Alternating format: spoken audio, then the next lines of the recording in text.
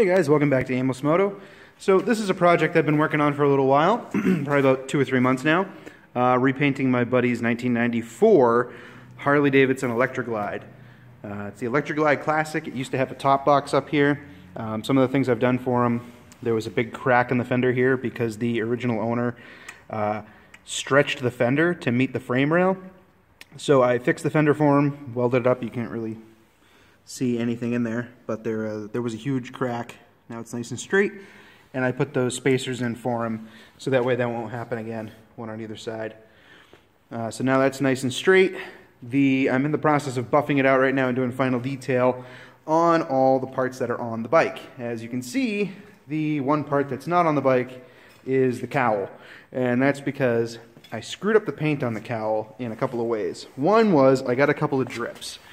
So here's one really giant run that you can see, and you could get these cleaned up. I started shaving it with a razor blade. You can get them cleaned up by shaving, and I decided I was going to stop there because if you look down here, you can see how there's like a holographic in there of the pinstripe that used to be under this. Now this is my own fault here. I should have stripped the pinstripe all the way off. I thought just getting it level was good enough. But apparently the pinstripe was an enamel paint, and enamel paint, when you mix it with urethane-based paint, you run into issues like this, where the enamel wants to kind of have a show through the enamel. So as you can see, that line goes all the way over here. You can see part of it here, and it comes all the way around. You can still see the holographic of it all the way through here. You can actually feel it here. It starts to get rough.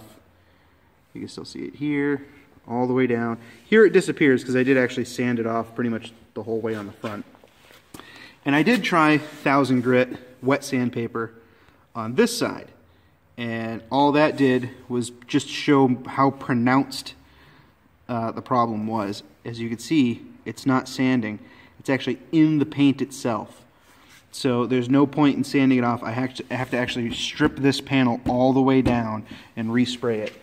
And I kind of worked out a little diagram here of exactly what I did and what I did wrong, just so, you know, someone doing this at home might have some better luck with it. So this is the stock panel, and this is the way that it's coated. So there's the fiberglass of the actual, let me see if I can get this to not move while I'm explaining it.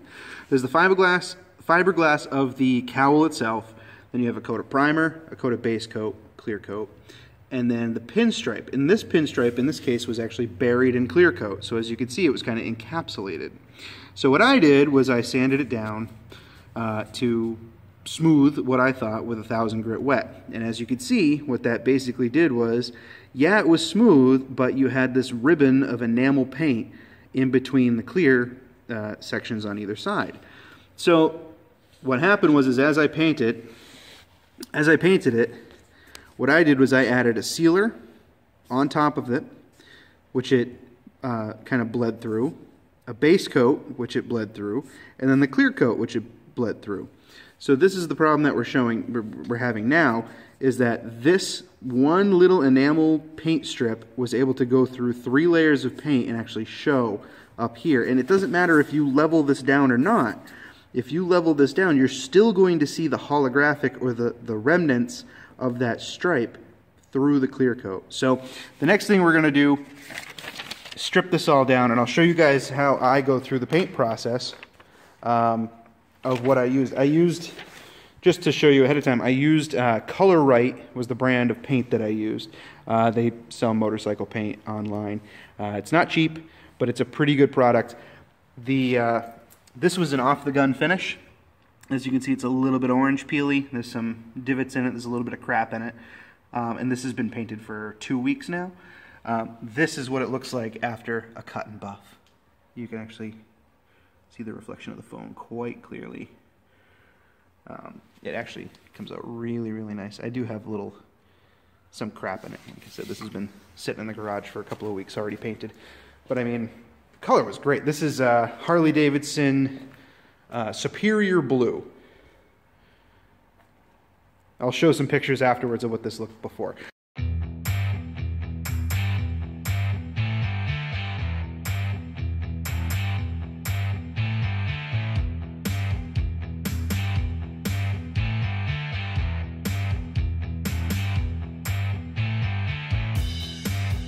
So let's go to the shop, because my air compressor won't run a DA sander, and we're going to strip this down and start the paint process all over again.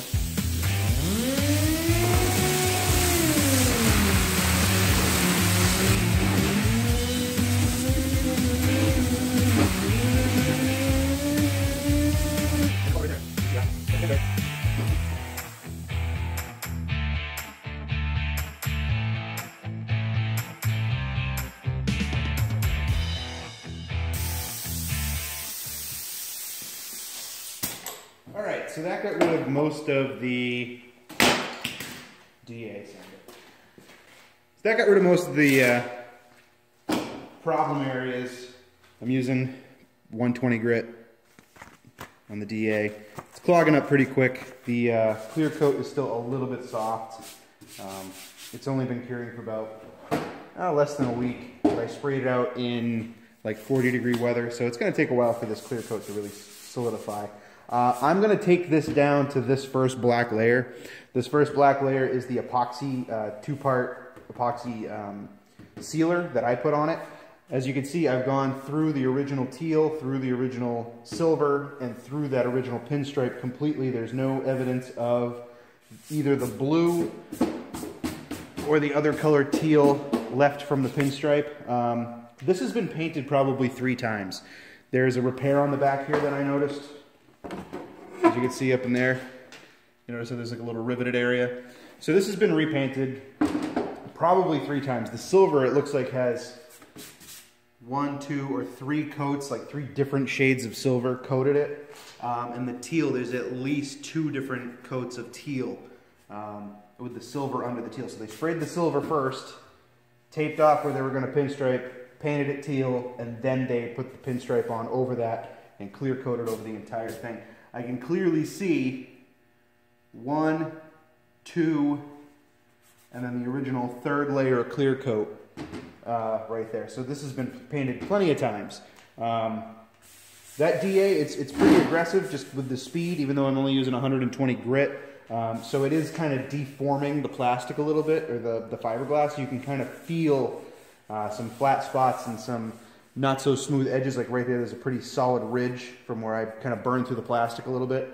So I'm going to go over it, the entire thing, with 120 grit, get it as low as I can, and then I'm going to go over it manually with some heavier grits in some places like this to smooth this out a little more quickly and aggressively.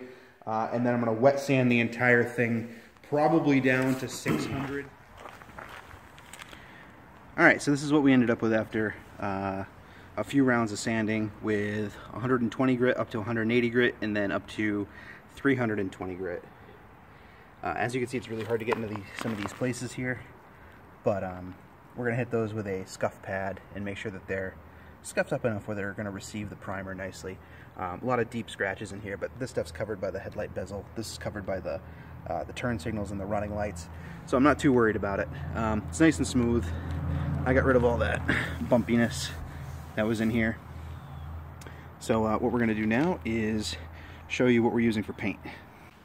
So previously what I used was this Omni stuff here. This is a epoxy primer sealer and MP172, MP175 hardener. Spec sheet on it says you can use it over pretty much anything, and it has 8-hour pot life, 15 minutes induction while you're mixing it, and it's a 2-to-1, and you use up to a half a part of reducer, which in this case is acetone. So that's what I used the first time around. I don't think I'm going to be using the sealer this time. I think I'm just going to go straight to this Shopline high build primer. This is a 2K surfacer JP202 with the JH301, and that's the reducer, the JR506. So according to the spec sheet here, it's a 4-to-1. You can use up to 1 part reducer. For high build applications, you can cut it to a half part, which is what I'm going to do. I'm going to do 4, 1 to half. The pot life with a half a reducer is 30 minutes. And I believe, let me just double check the sheet here.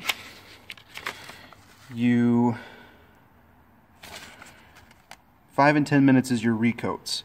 So I'm going to do 2 coats of this. 5 and 10 minutes, that's not a lot of time. So I'm going to have to, really time myself because the pot life is so short with a half a reducer. No reducer, it's 20 minutes, but I want to do a high build and do the half part. So, got our panel hanging in the booth. I just hit it with wax and grease remover. Floor's been wet down, at least enough for now. We can check the temperature of the panel. 59 degrees. That's a little bit cold.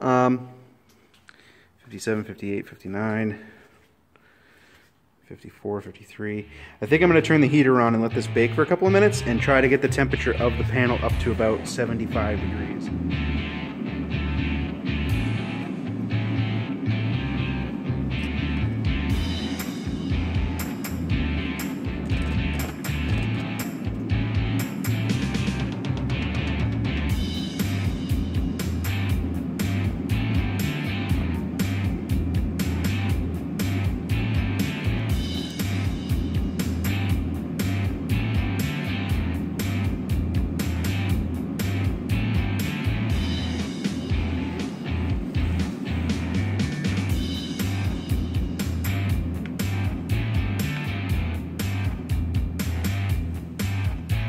Now this panel shows it's almost 100 degrees. Plenty warm enough. What we're gonna do now is we're gonna hit it with a tack rag, and then we're gonna hit it again with the tack rag and air, and then we're going to spray our paint. Okay, so you may be a little hard to hear me now that I have my mask on. I paint in the gun. We're just gonna blow air over the paint. We're gonna blow air over the panel. As we're dusting, just check for the big stuff in there.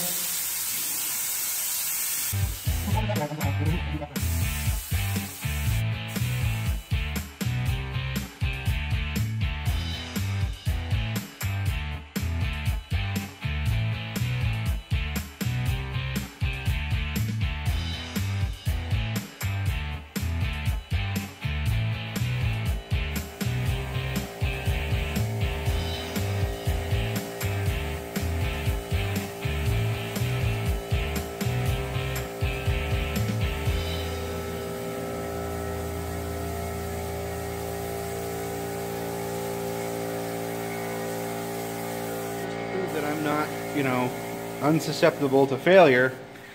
Failure. Check that out. I think it's focus on this. We have massive crazing all over one of the existing undercoats. I did put this on kind of heavy, so that's probably problem number one. Problem number two is that there is 6, 7 layers of paint under here that I didn't put on here, and I don't know what they are. But obviously, the 2K primer did not like it. This is the worst crazing I've ever seen in my life. I mixed it properly. I did put it on a little cold, and I did put it on pretty thick, so that's probably why.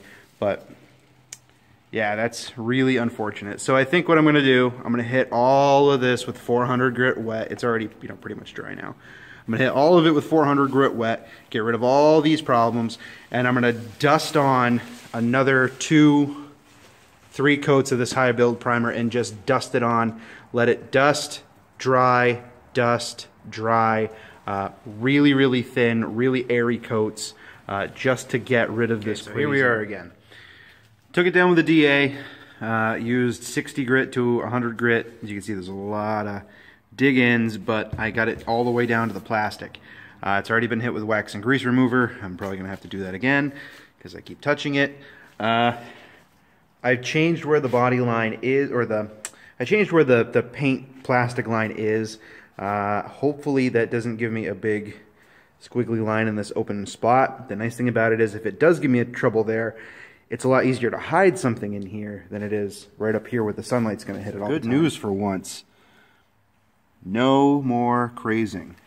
This was 4 light coats done in between about 5 minutes apart. So they were very dry, light coats. It's really hard to see, but it is a little bit speckly. And you can see some of the lines where the paint was, but it's not crazing, it's not pulling up, it's on there very well. I can't leave a fingernail mark in the paint. So what I've started to do is, sorry the light's in the way, I've started to dry sand this down So it's high build primer, and it went on kind of dry. So that's why it has some of those pock marks on it.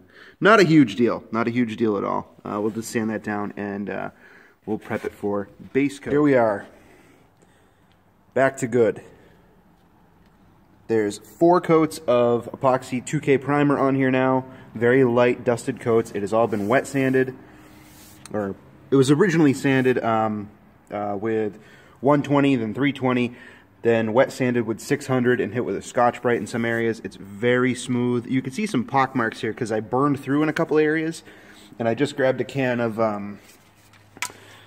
Duplicolor automotive primer filler, and I hit a couple of the areas where I burned through just a dusting, and then went over that with 1500 grit, let it cure up for about a half hour, and then hit it with 1500 grit. So now it's glass smooth all over the whole thing. No burn through marks. I did have to do that on the rear fender here.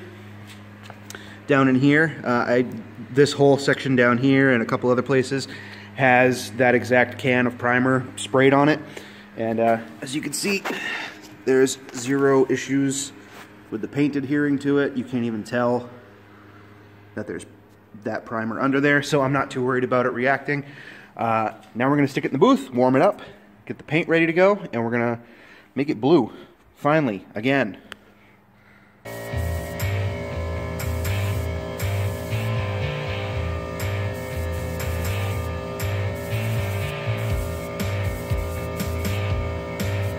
Got everything in about 3 coats of blue paint.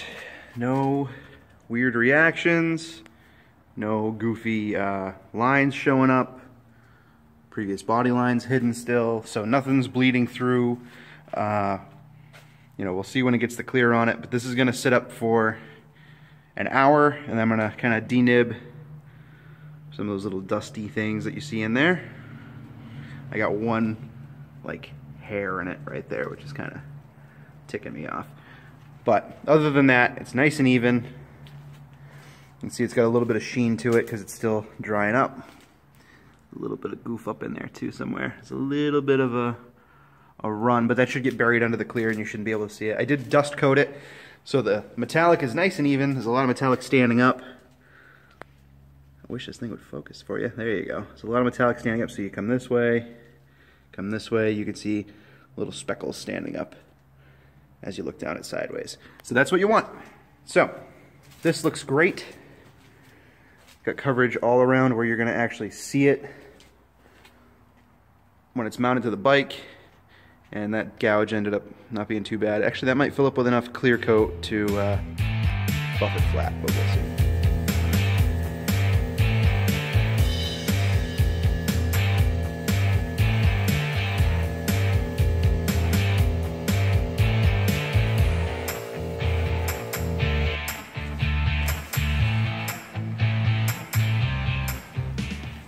Checking really close to make sure I don't get any runs.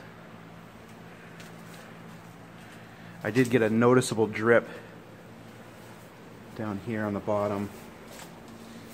Those edges came out really good.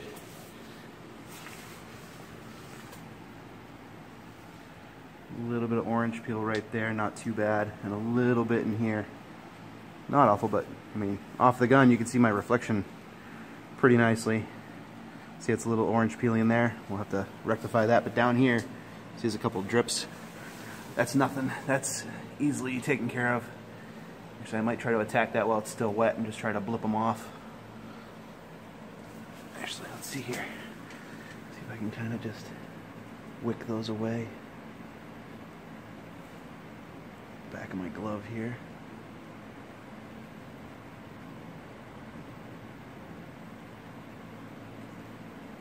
There. Nothing to it. That'll level off as it dries. Not too bad. Got up under here pretty well. A little dry spot up there above the headlight, but again, you're not going to see that, and I'll just make sure to put a little more on there on the next coat. But sorry, that light's a little bright. This is after the second coat of clear, second and final coat of clear. Got the edge nice and covered. Those little pock marks that were there, filled in. Can't really see anything now. You can see them a little bit, but they're buried pretty well. I had one run starting right about there. You can kind of see it, but I kind of tried to chase it off the panel with a little bit more wet. So there it is, all done. Front end came up pretty good. Still a little bit soft, so I wanted to wait a couple more days before I give it its final buff. But the reflection's pretty good. Not a lot of orange peel, pretty much factory orange peel, so it's not that bad. Everything cleaned up really nice. So now I know this was about, you know, painting this bike and showing you the process on at least the front fairing here as to how to get a nice finish with a Harbor Freight gun and all that stuff. But you see that thing on the floor over there? You know what that is? That's the final drive belt. I'm gonna go deliver this bike tomorrow. I went to go put gas in it today, so I fired it up, let it warm up, threw it in first gear, and pop, the belt came right off. So I have a brand new belt, a brand new primary cover gasket, oil, and a bunch of shenanigans from my friends over at American Harley Davidson in Leominster, Massachusetts. So if you're ever in the area, hit them up. They gave me a pretty good discount, so I will flash their name out there for them. But anyway, this is the stuff that needs to go on this, which means I have to take off all 100% of this. Outer primary, inner primary, shifter linkage, the bolts on the back of the starter. I don't think I have to take off. Yeah, I do have to take off the shifter linkage. Yeah, so there's a bunch of crap that's going to come off of here. I think I might actually have to take off the passenger peg, the front footrest, and worst of all, I have to take all of this beautiful stuff that I, you know, painted and polished and finished up off because I have to take off the damn swing arm. So it is now 9:15. I'm an hour and 45 minutes into disassembly, and I haven't even taken the primary cover off yet. I got the trim piece off the top and the shifter linkage out of the way. I believe this can stay on. I may have to take this off because this comes off with the inner primary instead of the outer primary cover. So I thought I had to take the exhaust off because of the cover for the swing arm, and luckily I could wiggle it out of the way. I did end up taking all the chrome covers off anyway. So I had to take the swing arm off to get the belt in, so I was able to get it out of the way just enough to snake the belt up in there in front of the swing arm. So now everything on the back of the bike can be put back together, but I'm not going to do that until I take the primary off. I had this is really janky, that's an empty paint can, and this jacking up the engine and transmission in the frame to line that swing arm bolt back up, because once you take the swing arm bolt out, it drops those motor mounts out of the way and the whole engine falls into the frame. So I had to chock the front wheel and the front of the frame to jack up the back of the motor, because this whole thing is lifting my motorcycle stand off the ground when I jack it up. That's fun too. It's a giant crack in the exhaust, but I'm not going to tackle that. I don't care if it's open and ready to go or not. I don't have enough time for this. This bike is supposed to be out of my shop. It was supposed to be out of my shop today. So we're going to continue on. Like I said, it's about 9:20.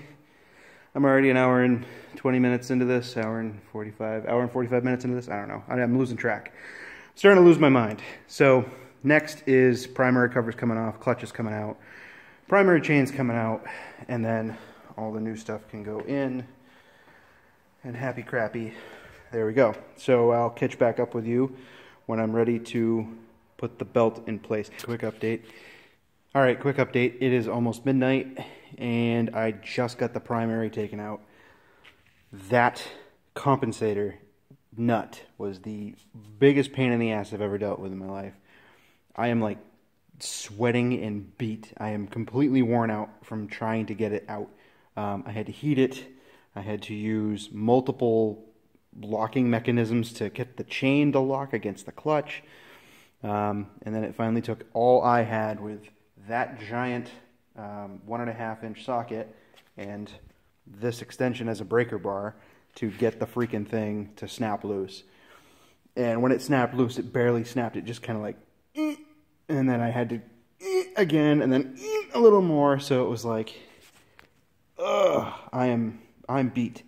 So the other thing that sucks is I got all the bolts out of the secondary, or the second half of the primary case. I got all the bolts out, but it's still not coming off. And I believe it's because the starter is holding it on. And I have trepidations about this. I don't know if this goes into the block or if this is just part of the primary. I'm going to have to look up a diagram. But this should just be coming off. I think it's the starter bolts that are preventing it from falling off, and the seal that's behind the stator. Okay, so we got the starter bolts out. Those two bolts right there, 1 and 2. I didn't have a Torx drive, so I used a 1/4 inch Allen key, and that seemed to work just fine. So now we got the new belt in place. The engine and the swing arm are like one unit. It's really not part of the frame. It's kind of goofy, but that's the way they do things. It's so they can isolate and rubber mount on these Evo motors.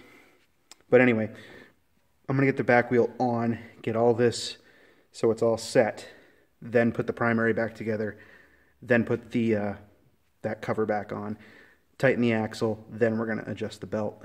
Then we could fill this full of fluid, then we could put it all back together. I already said that.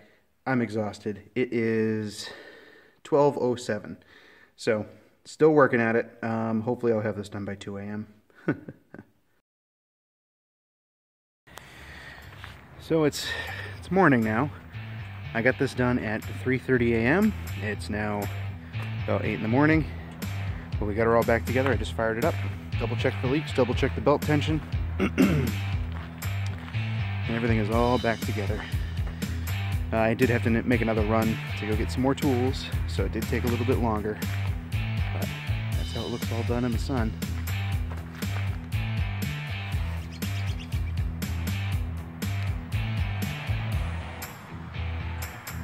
Not bad for 138,000 miles and, you know, being a 1994.